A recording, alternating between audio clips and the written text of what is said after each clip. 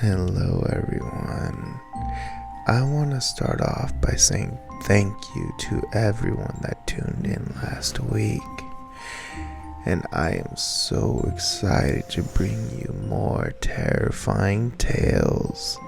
Of course, if you want your tale to be read here on the podcast, simply send me a message on Discord or post it in the Reddit r/GueroBladeCruise. Now I know why you're really here. You're here for the truly terrifying tales to be told tonight. So why don't we just jump right into it, shall we?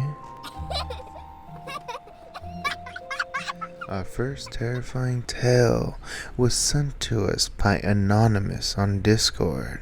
Let's begin, shall we? So, this is a pretty infamous one around the base. Won't share the name or location for obvious reasons.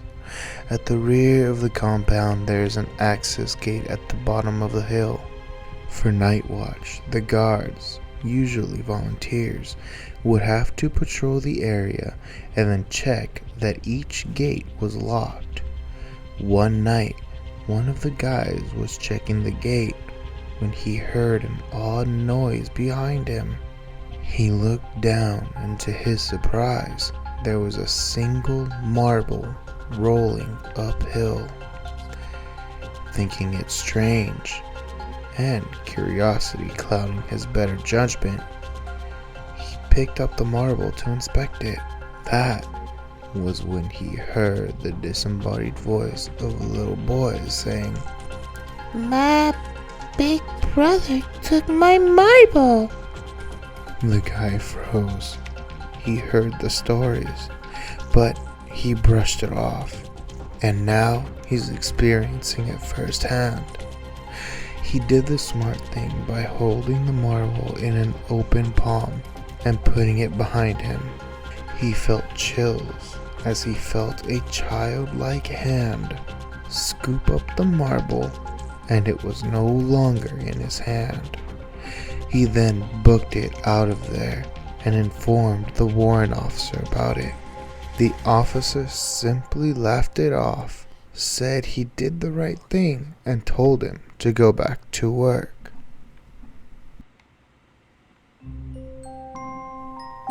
I'm going to break character a little bit here, and I'm going to say that one thing that terrifies me to no end, and one thing I never want to experience, is ghost children. That is something I will never trust, and that is something I will never want to experience. Just no. Alright, let's get back into it, alright? Our second story of the night is brought to us by the same anonymous user on Discord. Here we go.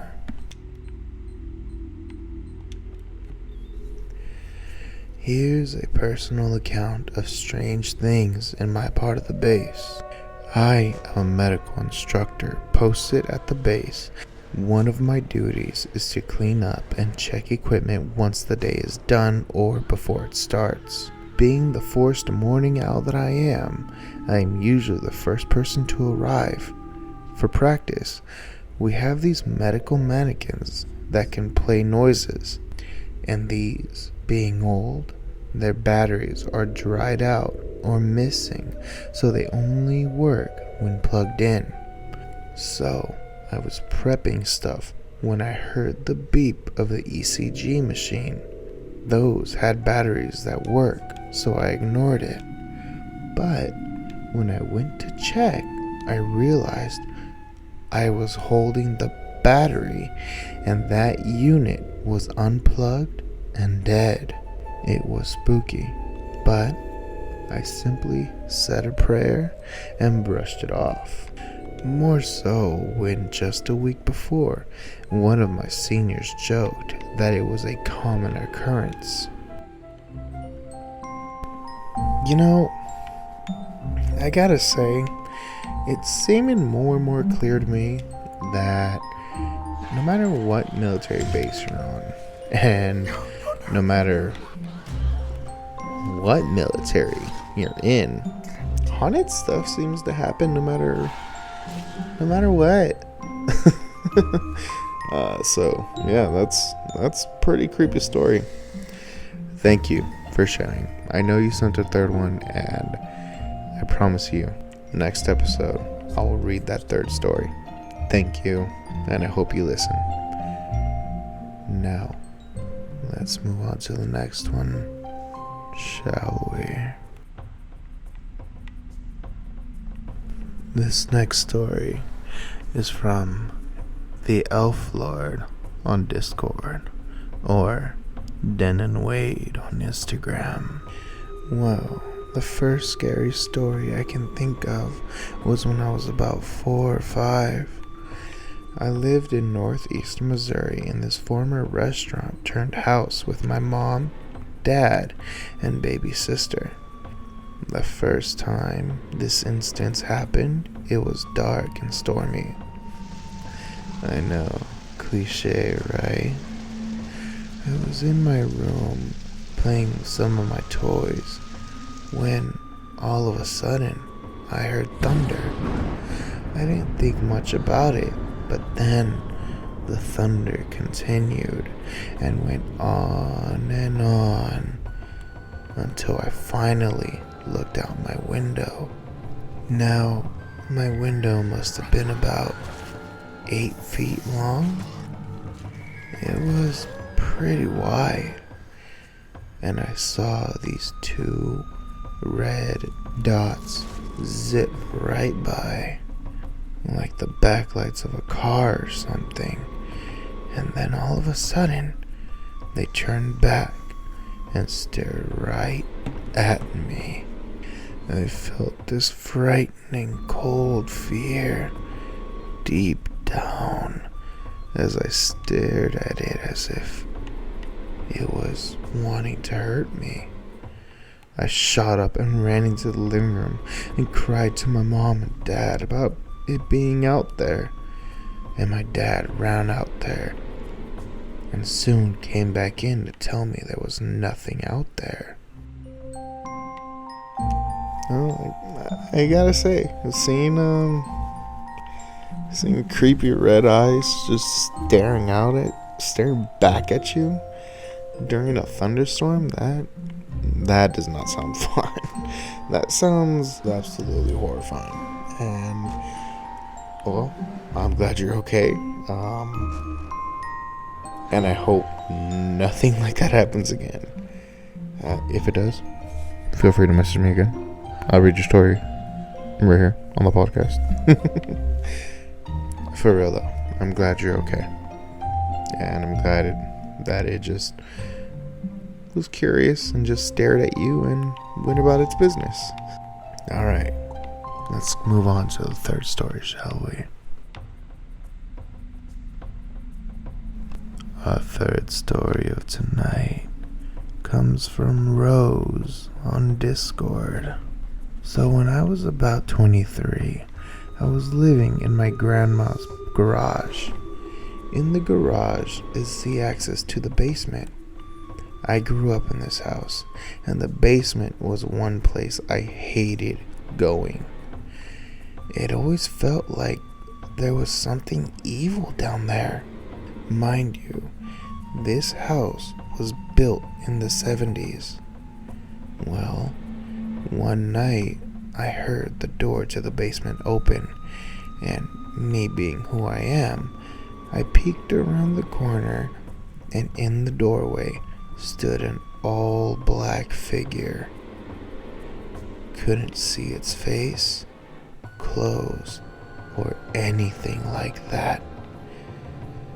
It was just a black shadow in the shape of a very large person. Needless to say, I ran away, called my dad, and he came over. When he went to the basement, the door was locked from the outside.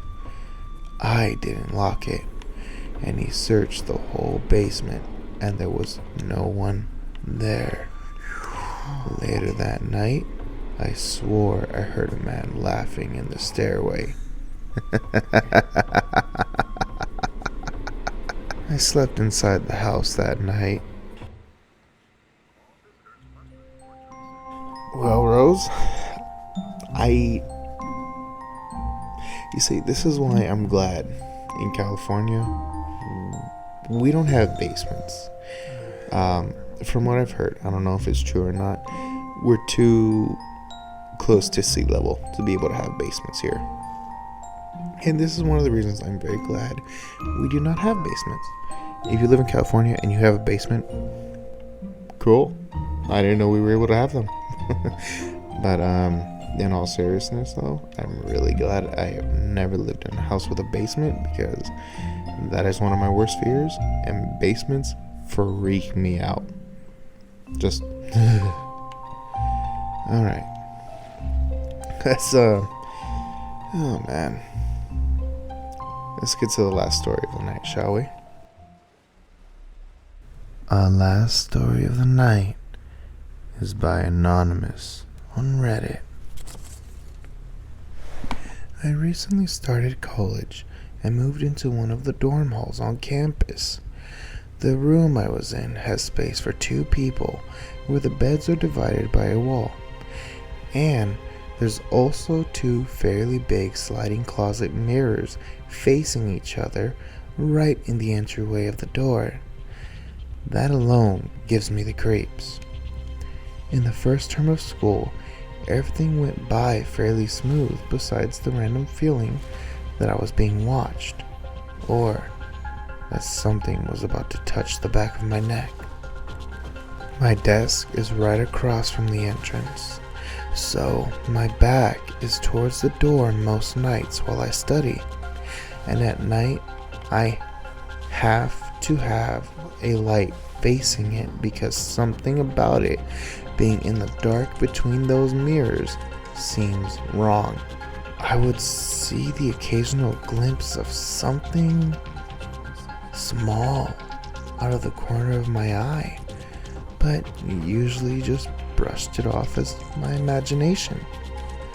Winter break came around and I went home for the holiday, and the week after I came back for winter term, I went out to dinner with some of my friends. My roommate had also left not long before me to go and get her ears pierced, so no one was in the dorm room.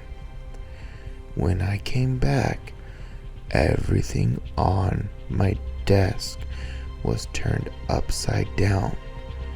Water bottles, medication, perfume bottles, my laptop, and even a wooden anchor I painted and put on my wall was hanging upside down. I felt absolutely violated because someone had touched my things, and due to a traumatic event in my past, this particular thing made me spiral emotionally. My roommate was back before me, and I asked her if she or one of her friends did it, and she seemed just as confused as I was. I still don't know who did it to this day, and it really could have been one of them, but I really don't know. She recently moved out because we just didn't quite click as roommates, and she found a new roommate with common interests as her. Since she's been gone, more things have been happening, but in milder reactions. For example, I'll feel like something is standing in a specific part of the room watching me, and it'll feel different at times. Sometimes it's like a child stare. Other times it's just something unsettling. I'll be laying in bed and I'll hear what seems like someone sliding off the other bed. This happened to me last night. I had to get up and check just in case. I'll hear deep breaths as if someone slightly snoring, and my lamp has turned on by itself a few times. I'll even see random shadows out of the corner of my eye. One of the creepiest things that's happened to me so far is when I was folding my laundry and putting them into piles on my bed. I had a really loud thought that said, "Behind you!" I cannot stress enough how unsettled I felt after that. It sounds stupid, but I have a system that I follow when it gets dark out. The mirror closet doors that face each other have to be completely closed at night. A light has to be shining towards the door. Mind you, I've never been afraid of the dark before. If I open the door connected to the bathroom, I have to shine a light inside until I can turn on the overhead, etc. I feel absolutely stupid for talking about this, but I've never been this creeped out about something. That's most of what happens in my room. Am I just overthinking? Or is there something wrong with my room?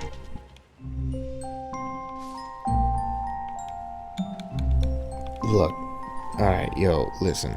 So, here's the thing. I don't think you're stupid for having these precautions. I don't think you're insane for things that have happened.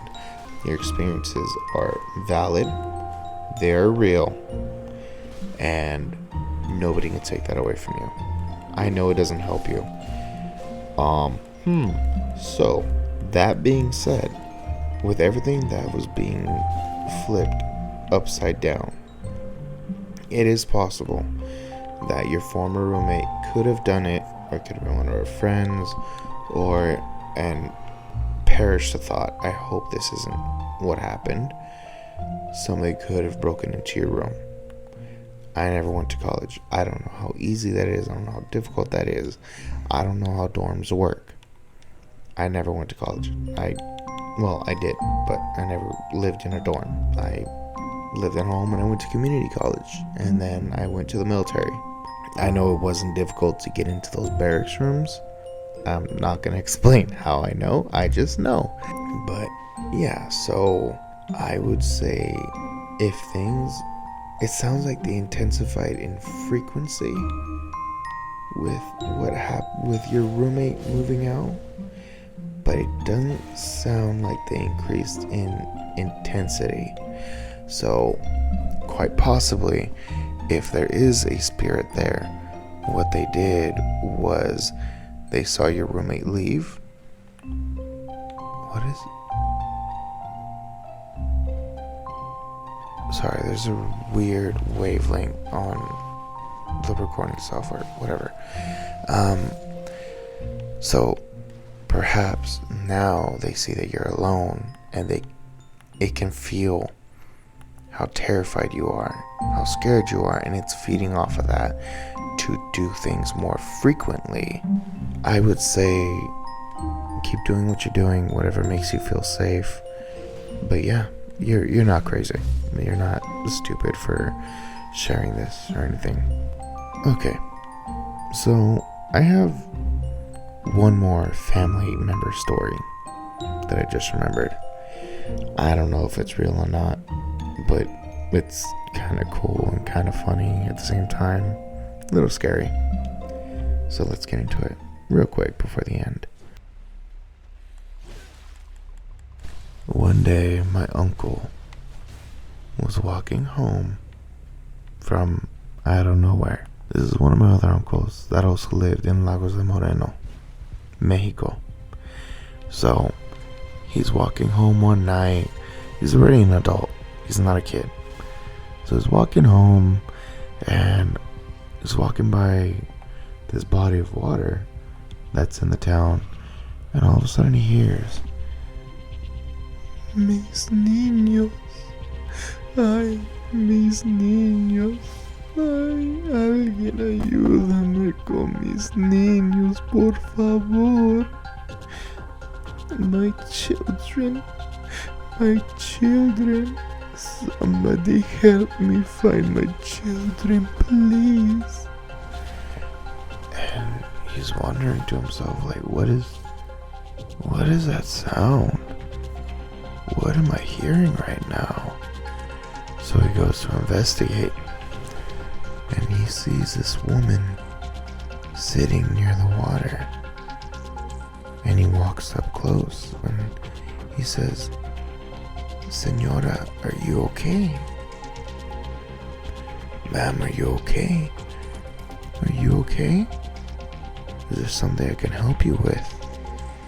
And all he's hearing from her is, "Mis niños, ¿a dónde están mis niños? Alguien ayúdame a encontrar mis niños." And then Mahoko gets closer. And when he finally gets within arm's reach of the woman, he tries to tap her on the shoulder. And she turns around. And when she looks him in the eye, he says she had the face of a horse. And he ran as fast as he possibly could. And he didn't stop running until he got home, because he believes he just had an encounter with La Llorona. Ayúdame a encontrar mis niños. Mis niños.